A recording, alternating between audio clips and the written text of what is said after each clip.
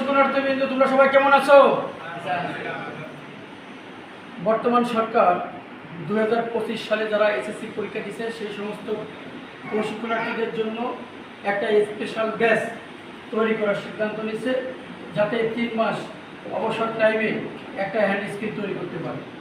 সেই ধারাবাহিকতায় গোপালগঞ্জ কারিগরি প্রশিক্ষণ কেন্দ্রে 2025 সালে কম্পিউটার অপারেশনে তারা ভর্তি হচ্ছে। ক্লাস আজকের ব্যবহারিক ক্লাসের জবটা হচ্ছে ইকুয়েশন অ্যান্ড সিম্বল।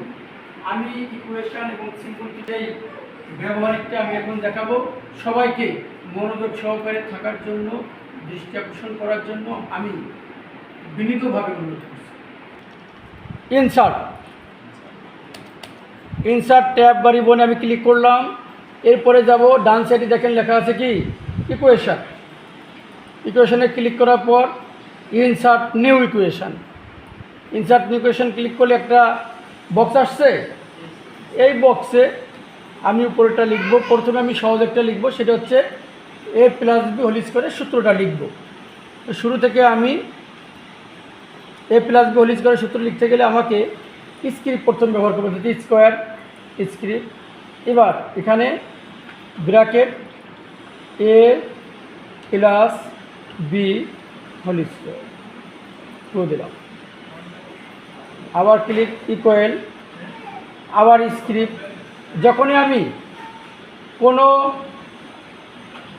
স্কোয়ার বা বেস আমি যদি ঘাত উপরে দিই, তাহলে আমাকে স্ক্রিপ্ট ব্যবহার করতে হবে। তার আগে বাম পাশে দেখো, এখানে ক্লিক করলে দেখা যায় বেসিক ম্যাথে ক্লিক করলে এখানে বেসিক ম্যাথ আছে, গ্রিক লিটার আছে, তারপরে আছে লিটার লাইক সিম্বল, তারপর আছে অপারেটর, তারপর আছে অ্যারো, তারপর আছে নেগেটিভ রিলেশন, এরপরে আছে স্ক্রিপ্ট, এরপরে আছে কি জিওমেট্রি। আমার যে সিম্বল যেটা প্রয়োজন হয় আমি কিন্তু এখান থেকে নিতে পারবো। তাহলে বেসিক ম্যাথ সবসময়ের জন্য থাকে। এরপরে আমি যাব স্ক্রিপ্ট, যেটা আমি এই স্কোয়ার দিব, এ দিয়ে 2 এই স্কোয়ার প্লাস 2ab প্লাস আবার স্ক্রিপ্ট আবার b 2 তাহলে এ প্লাস বলি করে সূত্রটা হচ্ছে। এবার আর একটা করি, দেখি উপরেরটা।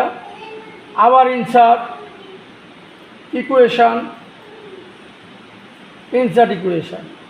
এবার এটা করি লগ ফ্র্যাকশন, তাই না? তাহলে লগ লিখে ফেলি, লগ। এরপরে ফ্র্যাকশন ভাগ। এর উপরে কি লেখা আছে?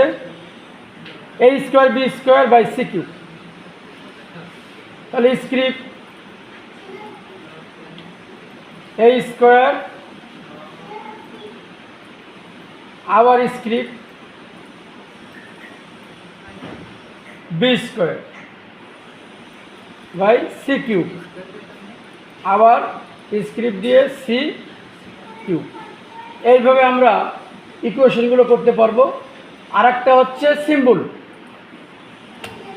সিম্বলে যদি আমি যেতে চাই, আবার ইনসার্ট সিম্বল। এখানে অনেক ধরনের সিম্বল আছে। এবার এখানে গিয়ে ক্লিক করলে দেখবো এখানে উইন্ডিংস, দেখো এখানে অনেক ধরনের সিম্বল আছে। এগুলো যদি আমার প্রয়োজন হয় সিলেক্ট করে ইনসার্ট।